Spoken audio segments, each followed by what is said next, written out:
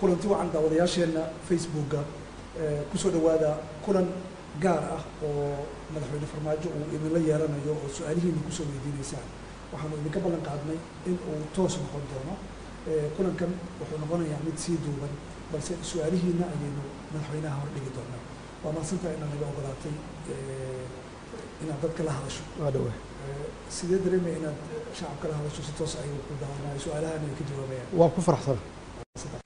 waxaan ka bilaabaynaa Cabdigeesi oo ku sugan Boorama wuxuu leeyahay madaxweyne Farmaajo waxaan weydiin lahaa maxaa idinkaga qorshaysan wadahadaladii Somaliland mise jirta inaad gudaha dalka ku heshiinaysaan بسم الله الرحمن الرحيم عبد الجيسي وكما تسيني سؤال شيسا قيمة بدن إن الصومالي فنتي ويصبح هنتهاي وحنا قد والله وحنا أمسنا هاي إن دب بلاب إنه أما دب سوعلني إنه وهذا الذي لماذا محن كورة هذا لنع إنه استفع عن إن دب سوعلني إنه أنه فنتي أمسن إن لماذا لنع بقى نجت هاي داعت إن dadkeena aan mas'uulka ka nahay oo waalaha ah sidii aan mustaqbalkooda aan uga shaqeyn lahayn maxaa yeelay dalkan Soomaaliya waa dal runtii dadkiisu ay walaalo yihiin oo aan iswada leenahay oo waxba lagu kala duwanayn kala maqnaashaheenu waxay noo tahay runtii dib u dhac waa taas dhalinyaradu ay badda kulligood ay maaragtay nafta ka raadinayaan waxaan aaminsanahay haddii dalkaani uu isu yimaado oo dadka Soomaaliyeed oo waalaha ah ay maxaan ku raadaa isu yimaadaan oo danahooda ka wada hadlaan oo u daneeyaan caruurtooda mustaqbalka iyo dadkooda u daneeyaan iyo waxaan aaminsanahay in meel dhexe la isugu imaan karo oo aan aaminsanahay keeni kara isu dhawaasho محمد عالم oo jooga magaalada Balliid ee ka tirsan gobolka Togdheer wuu ku salaamaya saddex su'aal oo ku weydiiyay mid kamid ah soo qaadan doonaa wuxuu leeyahay waxaan ognahay kooxda shabaab inaad awood ku maquulin weydeen marka wada hadal ma ku dayday shabaab waxaan siinay afis dhowr jeer waan ugu baaqnay inay hub ka dhigaan oo ay ka tagaan runtii waxa ay ku dhex jiraan oo xasuuqa iyo dhibaatada ay dhibaateynayaan ummadooda ay ka tanaasulaan waana wadeennaa sidii aan ula hadli lahayn sidii aan u soo celin lahayn maxaa yeelay waxaan aaminsanahay inay wiilasheena yihiin oo la khalday waxaan aaminsanahay qoriga iyo xabadda inay ka fiican tahay dadkan dad caruurteena ah weeye inay iska dhigaan maxaan ku raahdaa hubka ay haystaan oo ay ku leynayaan ama ay ku xasuuqayaan dadkooda ama ay ku burin hadday noo yimaadaan waxaan ugu baaqnay inaan siinayno hooy inaan deganaasho iyo mustaqbal fiican aan siinayno hadduu ilaah yidhaahdo ugaas xasan bashiir saciid oo jooga gaalkacyo wuxuu ku weydiinayaa maxaa kaaga qorshaysan qaraxyada markasta ka dhaca magaalada Muqdisho iyo dilalka qorshaysan ee loo geysto mas'uuliyiinta dawladda waa ku mahadsan yahay ugaas xasan su'aashiisa hawshaasi runtii muddo dheer ayaan ka shaqeynaynay ilaahay wuxuu nagu guuleeyay markay ugu sahlan tahay 3 bilood la soo dhaafay in baabuur qarxiya xamar aan ka ilaalinay waxaan rajaynaynaa inaan sii adkeenno amniga dadkeena inaan sii adkeenno iyo magaalada Muqdisho annagoo kaashanayna ciidamada qalabka sida iyo guud ahaan shacabka Soomaaliyeed wada shaqeyntooda Cabdisalaam Xuseen magaalada Muqdisho jooga wuxuu ku weydiinayaa mudane madaxweyne maxaa kaaga qorshaysan kala qaybsanaanta magaalada Muqdisho iyada oo dawladdu ay ka taliso laga bilaabo wadada wadnaha ilaa ex control balcad bulshada ku nool ma haystaan wax adeeg dawladeed ah xitaa amni fiican gudoomiyaasha degmooyinka goobahaas maxaad u sheegaysaa waxaan leeyahay dawladdan hadda waxay jirtaa hal sano waxyaabaha ay ballan qaaday waxaa ka mid ah inay gaarsiiso adeega shacabka Soomaaliyeed meel kasta ay joogaan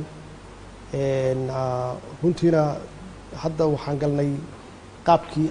hadda waxaan galnay implementationkii ama dhaqangelintii wixii aan qorsheynaynay sanadkii hadda ahaa hadduu eebba yiraahdo waxaan gaarsiinaynaa adeega bulshada sida ugu dhaqsiyaha badan hadday noqoto iskuullo waxbarasho khaasatan farsamooyinka iyo technology-ga oo free lagu dhigto hadday noqoto rugagii caafimaadka hadday noqoto iyo hadday noqoto biyo caafimaad ah iyo jidadka inaan dib u dhisno amnigan aan si fiican soo celin laakiin iyada nafteeda waxaa loo baahan yahay shacabka Soomaaliyeed inay qayb ka noqdaan hawshaas ayna bixiyaan canshuuraha shacabka hadday bixiyaan waxaan aaminsanahay in waxyaabo badan oo aan hadda awooddeeda aanan lahayn oo laga yaabo inaan u hoos fadhino ama aan u daba fadhino dowlado shisheeye inay naga kabaan inaan ka maarmi karno haddii shacabku ay iyagu qayb ka noqdaan bixinta canshuuraadka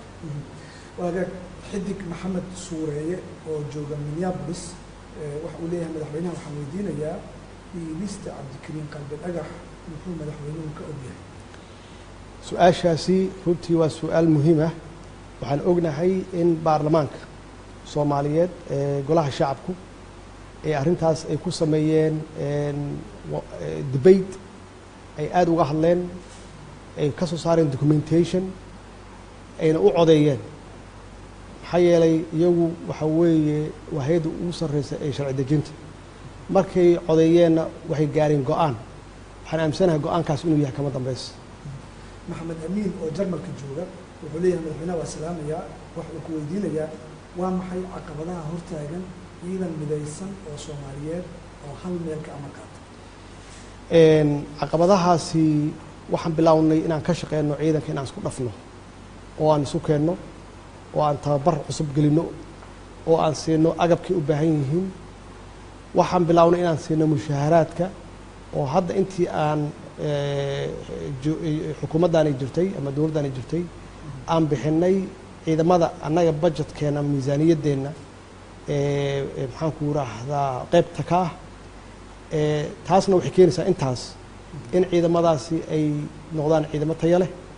si ay uga hortagaan al-shabaab cabdiraxmaan warsame cilmi muqdisho joogaa wuxuu ku weydiinayaa dhowr su-aal balse waxaan ka soo qaadanaynaa waxa uu leeyahay madaxweynuhu markii uu kambeynka ku jiray waxa uu ballan qaaday in aysan jiri doonin waddo xiran waddooyinka magaalada muqdisho ka hadlaya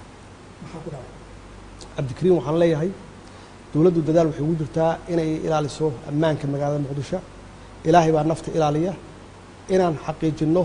dadka Soomaaliyeed ee magaalada ka shaqeysta inay xaafadooda ugu noqdaan si nabad ah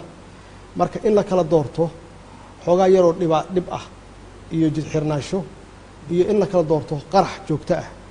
insha Allah hadduu ilaahay raado iyada naftigeeda waa ka gudbaynaa waxaanan xaqiijinaynaa in magaaladu isku furanto ammaankeedana uu ku soo noqdo hadduu eebba yiraahdo maxamed khaliif waxa uu oo jooga maraykanka waxa uu ku leeyahay firfircooniya ka muuqatay inta aadan madaxweyne noqon xaggee ka baxday madaxweynaha iyo prime ministerku waxay kala leeyihiin laba rool iyo kala leeyihiin roolka prime ministerku waa ninka hawsha xukuumadda iyo shaqada iyo fulinta iska leh meesha madaxweynaha laga rabo inuu lahaado visionka korna ka fiiriyo xaaladda sidee tahay uuna ka odayeeyo hawsha marka waxaan aaminsanahay inaan keenay ra-iisul wasaare wanaagsan oo shaqadiisa ka adag sida haddaan arkana in ay hayaan xukuumadda hawl wanaagsan aada umahadsan tahay waqtigaada waa kaaga mahad celinaynaa dhegeystayaasha iyo daawadayaasha BBC da ay su-aalaha kusoo weydiiyey oo aada fursadda siisayna iyagana sidoo kale mahadooda waan kusoo gaarsiinaynaa aada umahadsan waa mahadsanta daawadayaal aad ayaad ugu mahadsan tihiin la socoshada barnaamijkan waxaad dib uga daawan doontaan ama aad ka daawan kartaan barta Facebooka ay BBC Soomaali ku leedahay waan idinkaga mahad celinaynaa la socoshada war fiican waay wacan daawadayaasheena Facebooka kusoo dhawaada kulan gaar kulanti wacan daawadayaasheena Facebooka kusoo dhawaada kulan gaar ah oo madaxweyne farmaajo uu idinla yeelanayo oo su-aalihiina kusoo weydiinaysaan waxaanu idinka ballan qaadnay in uu toos noqon doono kulankan wuxuu noqonayaa mid sii duuban balse su-aalihiina ayaynu madaxweynaha hor dhigi doonaa waa mahadsantahay inaad naga ogolaatay inaad dadka la hadasho waa dhawe sidee dareemaya inaad shacabka la hadasho si toos ay ku daawanaayo su-aalahan ay ka jawaabayaan waa ku faraxsan waxaan ka bilaabaynaa cabdigeesi oo ku sugan boorama wuxuu leeyahay madaxweyne farmaajo waxaan weydiin lahaa maxaa idinkaga qorshaysan wadahadaladii somalilan mise jirtaa inaad gudaha dalka ku heshiinaysaan bismi illahi raxmaan raxiim cabdigeesay waa ku mahadsan yahay su-aashiisa qiimaha badan soomaali runtii waa isu baahan tahay waxaan nahay dad waala ah waxaan aaminsanahay inaan dib u bilaabayno ama dib u soo celinayno wadahadaladii labada maxaan ku rahdaa dhinac inaan si fiican inaan dib u soo celinayno annagoo runtii aaminsan inaan labadayna dhinacba aan naga tahay daacad in dadkeenna aan mas-uulka ka nahay oo waalaha ah sidii aan mustaqbalkooda aan uga shaqayn lahayn maxaa yeelay dalkan soomaaliya waa dal runtii dadkiisu ay walaalo yihiin oo aan iswada leenahay oo waxba lagu kala duwanayn kala maqnaashaheennu waxay noo tahay runtii dib u dhac waa taas dhalinyaradu ay badda kulligood ay maaragtay nafta ka raadinayaano waxaan aaminsanahay haddii dalkaani uu isu yimaado oo dadka soomaaliyeed oo waalaha ah ay maxaan ku rahdaa isu yimaadaan oo danahooda ka wada hadlaan oo u daneeyaan caruurtooda mustaqbalka iyo dadkooda u daneeyaan iyo waxaan aaminsanahay in meel dhexe laysugu imaan karo oo aan aaminsanahay keeni kara isu dhawaasho maxamed caalin oo jooga magaalada bani dhiig ee ka tirsan gobolka togdheer wuu ku salaamayaa 3 su-aalood wuu ku weydiiyey mid ka mid aan soo qaadan doonaa wuxuu leeyahay waxaan ognahay kooxda shabaab inaad awood ku maquulin weydeen marka wadahadal ma ku dayday shabaab waxaan siinay cafis dhowr jeer waan ugu baaqnay inay hub ka dhigaan oo ay ka tagaan runtii waxa ay ku dhex jiraan oo xasuuqa iyo dhibaatada ay dhibaateynayaan ummadooda ay ka tanaasulaan waana wadeennaa sidii aan ula hadli lahayn sidaan u soo celin lahayn maxaa yeele waxaan aaminsannahay inay wiilasheena yihiin oo la khalday waxaan aaminsanahay qoriga iyo xabadda inay ka fiican tahay dadkan dad caruurteena ah weeye inay iska dhigaan maxaan ku rahdaa hubka ay haystaan oo ay ku leynayaan ama ay ku xasuuqayaan dadkooda ama ay ku burinayaan hantidooda dadkooda ay ku burinayaan hadday noo yimaadaan waxaan ugu baaqnay inaan siinayno hooy inaan deganaasho iyo mustaqbal fiican aan siinayno hadduu ilaah yidhaahdo ugaas xasan bashiir saciid oo jooga gaalkacyo wuxuu ku weydiinayaa maxaa kaaga qorshaysan qaraxyada mar kasta ka dhaca magaalada muqdisho iyo dilalka qorshaysan ee loo geysto mas-uuliyiinta dowladda waa ku mahadsan yahay ugaas xasan su-aashiisa hawshaasi runtii muddo dheer ayaan ka shaqaynaynay ilaahay wuxuu nagu guuleeyey markay ugu sahlan tahay 3 bilood lasoo dhaafay in baabuur qarxiya xamar aan ka ilaalinay waxaan rajaynaynaa inaan sii adkeenno amniga dadkeenna inaan sii adkeenno iyo magaalada muqdisho annagoo kaashanayna ciidamada qalabka sida iyo guud ahaan shacabka soomaaliyeed wada shaqayntooda cabdisalaam xuseen magaalada muqdisho joogaa wuxuu ku weydiinayaa mudana madaxweyne maxaa kaaga qorshaysan kala qaybsanaanta magaalada muqdisho iyada oo dowladdu uun ay ka taliso laga bilaabo wadada wadnaha ilaa ex control balcad bulshada ku nool ma haystaan wax adeeg dowladeed ah xitaa amni fiican guddoomiyaasha degmooyinka goobahaas maxaad u sheegi lahayd waxaan leeyahay dowladdan hadda waxay jirtaa 1 sano waxyaabaha ay ballan qaaday waxaa ka mid ah inay gaarsiiso adeega shacabka soomaaliyeed meel kasta ay joogaan runtiina hadda waxaan galnay qaabkii hadda waxaan galnay implementationkii ama dhaqangelintii wixii aan qorsheynaynay sanadkii hadda ahaa hadduu eebba yidhaahdo waxaan gaarsiinaynaa adeega bulshada sida ugu dhaqsiyaha badan hadday noqoto iskuullo waxbarasho khaasatan farsamooyinka iyo technology-ga oo free lagu dhigto hadday noqoto rugagii caafimaadka hadday noqoto iyo hadday noqoto biyo caafimaad ah iyo jidadka inaan dib u dhisno amnigana si fiican soo celin laakiin iyada nafteeda waxaa loo baahan yahay shacabka soomaaliyeed inay qayb ka noqdaan hawshaas ayna bixiyaan canshuuraha shacabku hadday bixiyaan waxaan aaminsanahay in waxyaabo badan oo aan hadda awooddeeda aanan lahayn oo laga yaabo inaan u hoos fadhino ama aan u daba fadhino dowlado shisheeye inay naga kabaan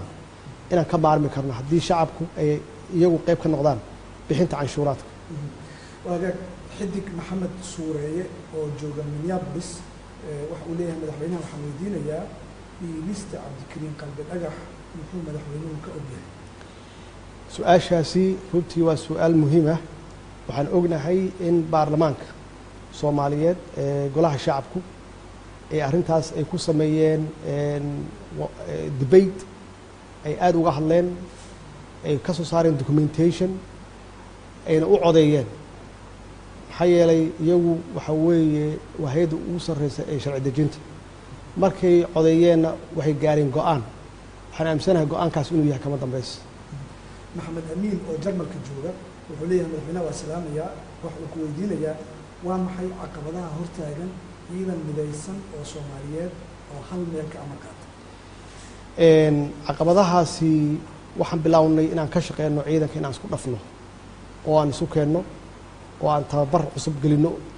oo aan siino agabkay u baahan yihiin. waxaan bilownay inaan siino mushaaharaadka oo hadda intii aan xukuumaddaani jirtay ama dowladdaani jirtay aan bixinay ciidamada annaga budgetkeenna miisaaniyaddeenna maxaan ku raahdaa qaybta ka ah taasna waxay keenaysaa intaas in ciidamadaasi ay noqdaan ciidamo tayo leh si ay uga hortagaan al-shabaab. cabdiraxmaan warsame cilmi muqdisho joogaa wuxuu ku weydiinayaa dhowr su-aal balse waxaan ka soo qaadanaynaa waxa uu leeyahay madaxweynuhu markii uu kambeynka ku jiray waxa uu ballan qaaday in aysan jiri doonin waddo xiran waddooyinka magaalada muqdisho ka hadlaya maxaa ku dhacay? cabdikariin waxaan leeyahay dowladdu dadaal waxay ugu jirtaa inay ilaaliso ammaanka magaalada muqdisho. ilaahay baa nafta ilaaliya. inaan xaqiijinno dadka soomaaliyeed ee magaalada ka shaqaysta inay xaafadooda ugu noqdaan si nabad ah. marka in la kala doorto xoogaa yaroo dhib ah iyo jidxirnaansho iyo in la kala doorto qarax joogto ah insha allah hadduu ilaah yihahdo iyada naftigeeda waa ka gudbaynaa. waxaanan xaqiijinaynaa in magaaladu isku furanto ammaankeedana uu ku soo noqdo hadduu eeba yidhaahdo. maxamed khaliif waxa uu oo jooga maraykanka waxa uu ku leeyahay firfircooniya ka muuqatay inta aadan madaxweyne noqon xaggee ka baxday? madaxweynaha iyo prime ministerku waxay kala leeyihiin laba door laba rool ayay kala leeyihiin. roolka prime ministerku waa ninka hawsha xukuumadda iyo shaqada iyo fulinta iska leh. meesha madaxweynaha laga rabo inuu lahaado visionka korna ka fiiriyo xaaladda sidee tahay uuna ka odayeeyo hawsha. marka waxaan aaminsanahay inaan keenay ra-iisul wasaare wanaagsan oo shaqadiisa ka adag sida haddaan arkana in ay hayaan xukuumadda hawl wanaagsan. aada umahadsan tahay waqtigaada waa kaaga mahad celinaynaa. dhegeystayaasha iyo daawadayaasha b b c da ee su-aalaha kusoo weydiiyey oo aada fursadda siisayna iyagana sidoo kale mahadooda waanu kusoo gaarsiinaynaa. aada umahadsan. waa mahadsanta. daawadayaal aad ayaad ugu mahadsan tihiin la socoshada barnaamijkan. waxaad dib uga daawan doontaan ama aad ka daawan kartaan barta facebooka ay b b c soomaali ku leedahay. waanu idinkaga mahad celinaynaa la socoshada. war fiican waay.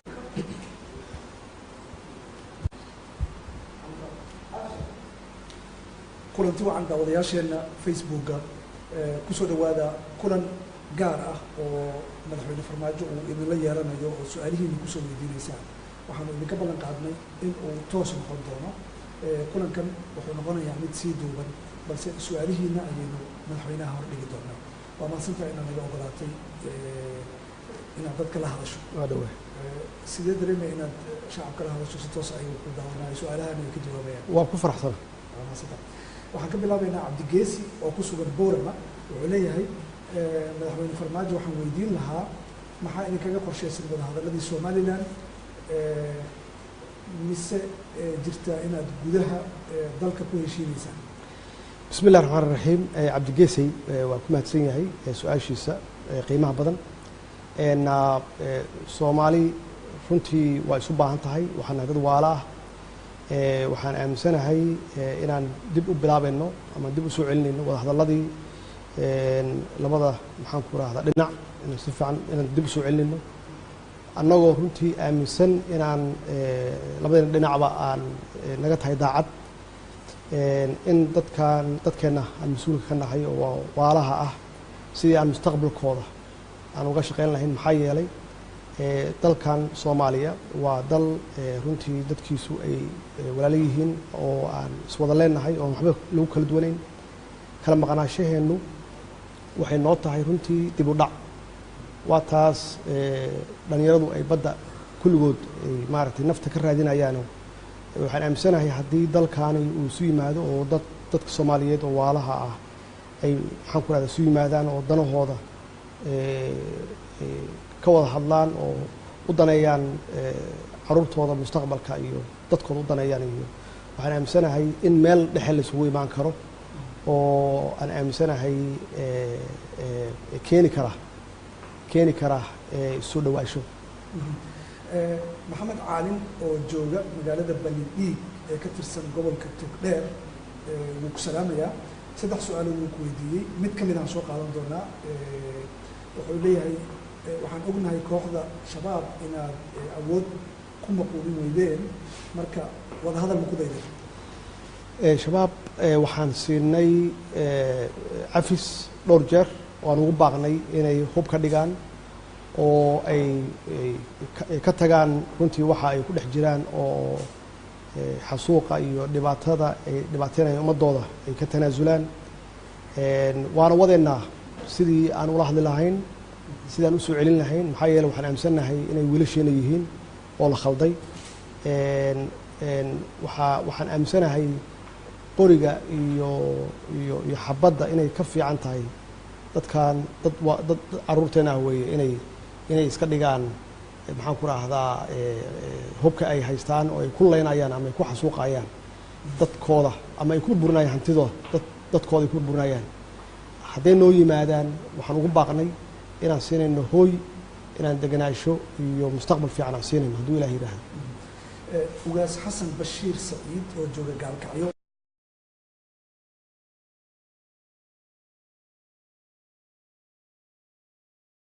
loo geysto mas-uuliyiinta dowladda waa ku mahadsan yahay ugaas xasan su-aashiisa hawshaasi runtii muddo dheer ayaan ka shaqaynaynay ilaahay wuxuu nagu guuleeyey markay ugu sahlan tahay 3 bilood la soo dhaafay in baabuur qarxiya xamar aan ka ilaalinay waxaan rajaynaynaa inaan sii adkeenno amniga dadkeena inaan sii adkeenno iyo magaalada Muqdisho annagoo kaashanayna ciidamada qalabka sida iyo guud ahaan shacabka Soomaaliyeed wada shaqayntooda cabdisalaam xuseen magaalada Muqdisho jooga wuxuu ku weydiinayaa mudana madaxweyne maxaa kaaga qorshaysan kala qaybsanaanta magaalada Muqdisho iyada oo dawladdu ay ka taliso laga bilaabo wadada wadnaha ilaa ex control balcad bulshada ku nool ma haystaan wax adeeg dawladeed ah xitaa amni fiican gudoomiyaasha degmooyinka goobahaas maxaad u sheegi lahayd waxaan leeyahay dawladdan hadda waxay jirtaa 1 sano waxyaabaha ay ballan qaaday waxaa ka mid ah inay gaarsiiso adeega shacabka Soomaaliyeed meel kasta ay joogaan runtiina hadda waxaan galnay qaabkii hadda waxaan galnay implementationkii ama dhaqangelintii wixii aan qorsheynaynay sanadkii hadda ahaa hadduu eebba yiraahdo waxaan gaarsiinaynaa adeega bulshada sida ugu dhaqsiyaha badan hadday noqoto iskuullo waxbarasho khaasatan farsamooyinka iyo technology-ga oo free lagu dhigto hadday noqoto rugagii caafimaadka hadday noqoto iyo hadday noqoto biyo caafimaad ah iyo jidadka inaan dib u dhisno amnigan aan si fiican soo celin laakiin iyada nafteeda waxa loo baahan yahay shacabka Soomaaliyeed inay qayb ka noqdaan hawshaas ayna bixiyaan canshuuraha shacabka hadday bixiyaan waxaan aaminsanahay in waxyaabo badan oo aan hadda awooddeeda aanan lahayn oo laga yaabo inaan u hoos fadhino ama aan u daba fadhino dawlado shisheeye inay naga kabaan inaan ka maarmi karno haddii shacabku ay iyagu qayb ka noqdaan bixinta canshuuraadka. waagaag xidig maxamed suureeye oo jooga Minneapolis waxa uu leeyahay madaxweynaha waxaan weydiinayaa iibista cabdikariin qalbi dhagax muxuu madaxweynuhu ka ogyahay? su-aashaasi runtii waa su-aal muhiim ah. waxaan ognahay in baarlamaanka soomaaliyeed golaha shacabku ee arrintaas ay ku sameeyeen debate ay aada uga hadleen,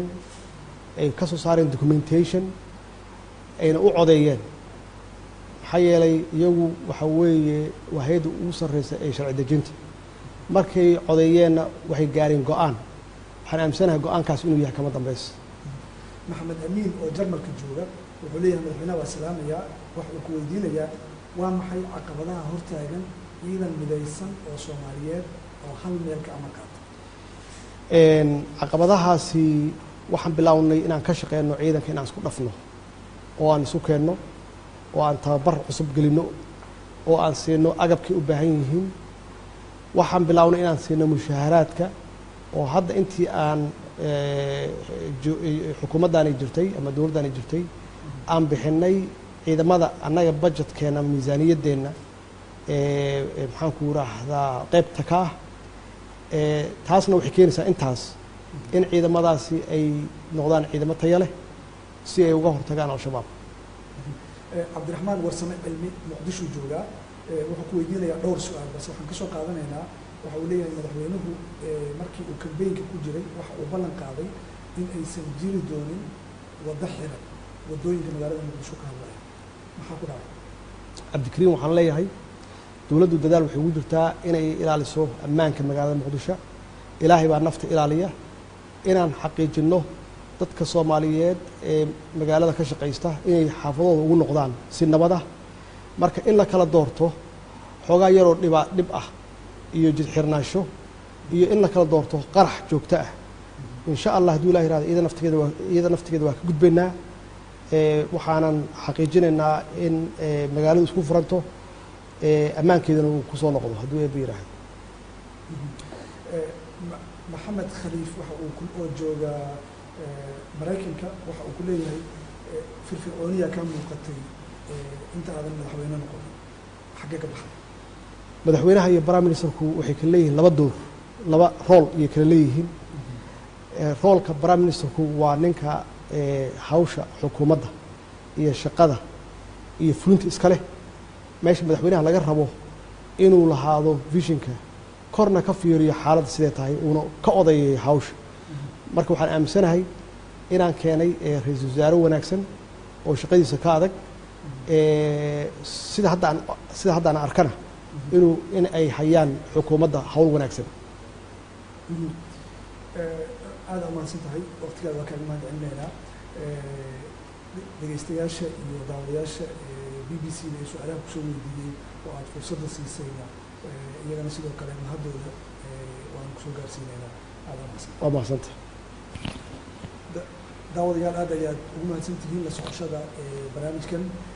waxaad dib uga daawan doontaan ama aad ka daawan kartaan barta